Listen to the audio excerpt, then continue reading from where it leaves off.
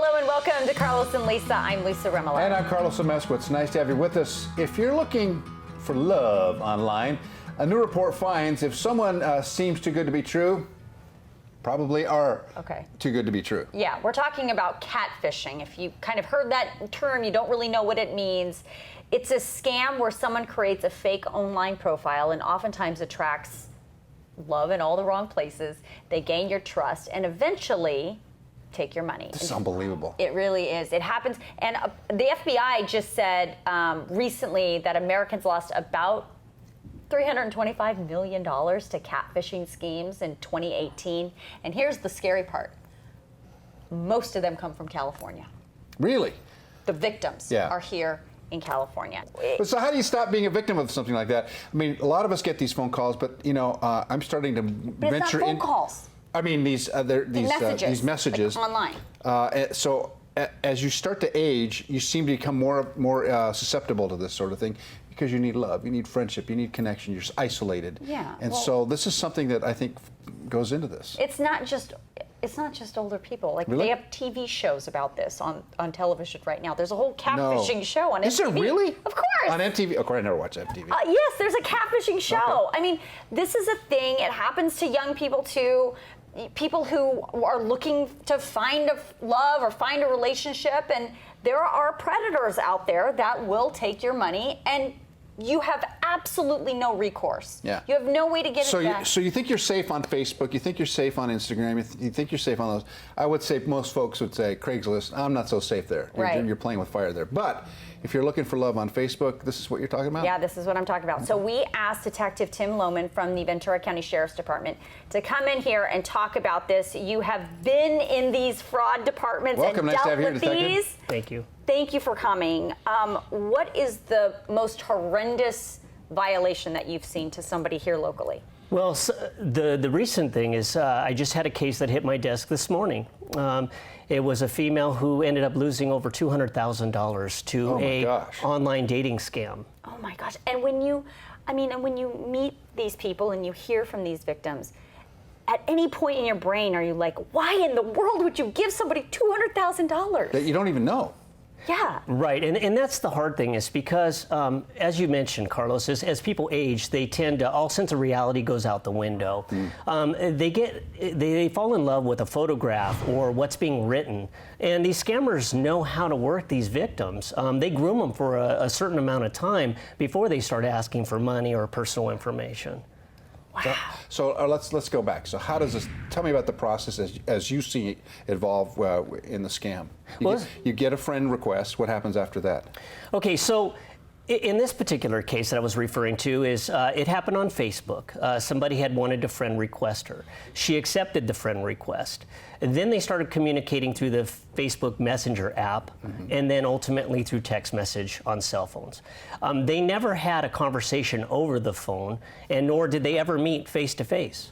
Did the victim understand the person on the other side to be an American or have any kind of knowledge of who this person was? Well, as they spoke for the 9-month period. Oh my God, this went on for 9 months? For 9 months. Wow. Over text? Yes. So this is a slow process. But look, if at the end of the day you get 200 grand, the crime is perfect, right? Right, in this particular case. But he did state that he was an American and that he was in Canada working on a project.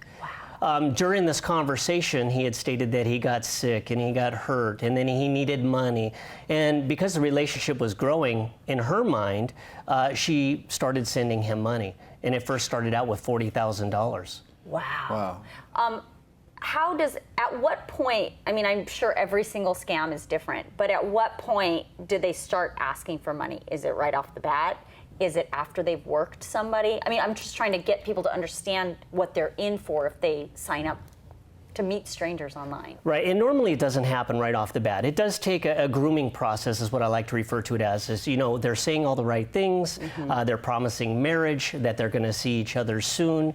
And so it typically could happen about 3 months after the conversation has started. So if you do your research as a criminal, you'll find out who the relatives are, the names of the kids, places they've worked, the habits and hobbies that they like, the movies that they've enjoyed, music that they like. You will know everything about the victim before you commit the crime, and then you go in for the kill and you go, there's a perfect mark, I'm going to get that person to deliver me money because I know all these things, and they use all of those things, right?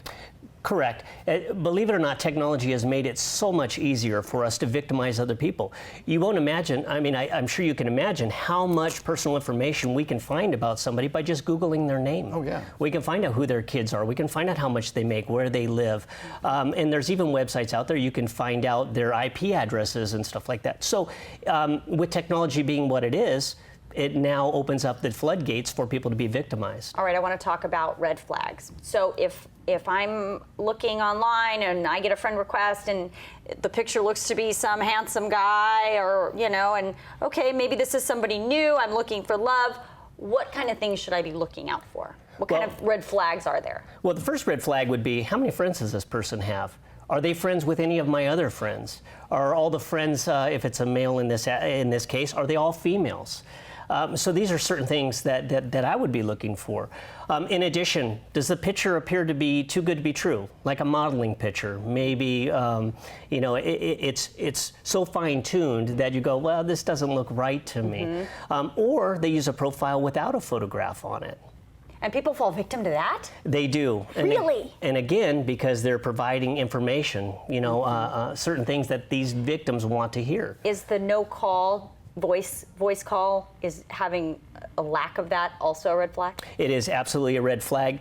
Very rarely will the suspect call the victim on the phone. Again, it's mostly through messenger apps or through text message. I had a friend who actually fell victim to one of these things, and he thought he was having a relationship with a celebrity.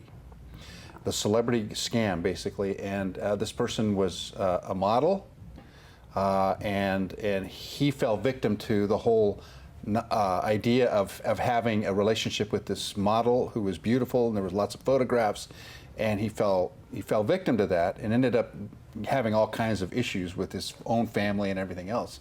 But it seems to me that the celebrity angle would also be one of those things where, look, I don't want everyone to know, but I picked you because you seem like a nice person, blah, blah, blah, blah, blah. He dove in head first. I mean, it was amazing. When he told me the story, I went, you've got to be kidding me. Right. It's like a fantasy, right? Yeah. I mean, you know, falling in love with a celebrity and then picking me out of out of all these other people. Yeah, how lucky I am to be, you know. Right, yeah. Right. What is okay, so if, God forbid, you do fall victim to this and you have given somebody money and then they disappear and turns out it's a scam, is there any way to get your money back? It's very difficult. As far as the investigative process, remember, there could be more than one victim involved. And once your money, once the victim wires the money, it can go to another state and ultimately make its way out of the country, therefore making it difficult for local law enforcement to investigate the crime.